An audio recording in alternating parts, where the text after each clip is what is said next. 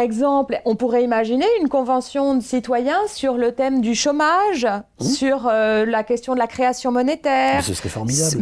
Mais je suis bien d'accord, mais vous imaginez qu'est-ce qui sortirait de ce type de convention citoyenne? Il sortirait de l'intelligence et du bien commun. Et vous croyez que les élus auraient envie d'aller dans le sens de ce que les citoyens... Oui, mais alors c'est pour ça qu'on est amené aussi, à ce moment-là, j'en parle dans le livre, on est amené à s'interroger sur qu'est-ce que c'est que ces institutions qu'on a. Et par exemple à dire, bon, on a une chambre des députés qui sont élus. Bon, ok, pour le moment, il n'est pas question de tirer les députés au sort, mais en revanche, les sénateurs, on pourrait les tirer au sort. Vous faites cette proposition-là, de doubler l'Assemblée nationale par un Sénat tiré au sort. Un référendum pourrait permettre de trancher s'il y a une divergence entre les sénateurs et les députés.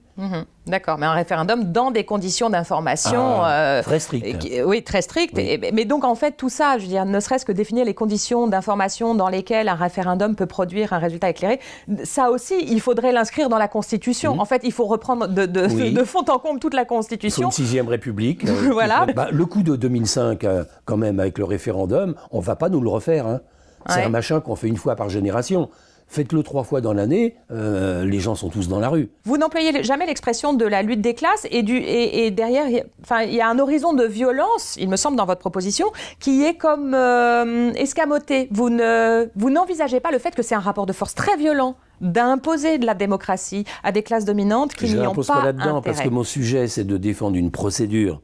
Donc, c'est pas de rentrer dans la lutte des classes. Mais c'est bien évident, et ça, je l'ai écrit dans d'autres trucs et dans ma vie personnelle. Évidemment, la lutte des classes, elle est toujours là.